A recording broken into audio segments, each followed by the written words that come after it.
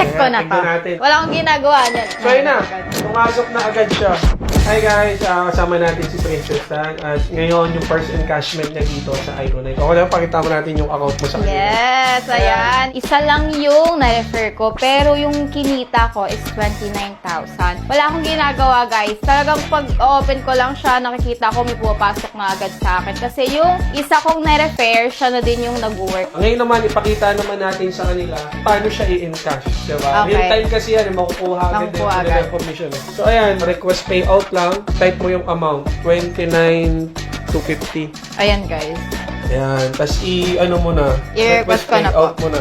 Okay, request payout natin.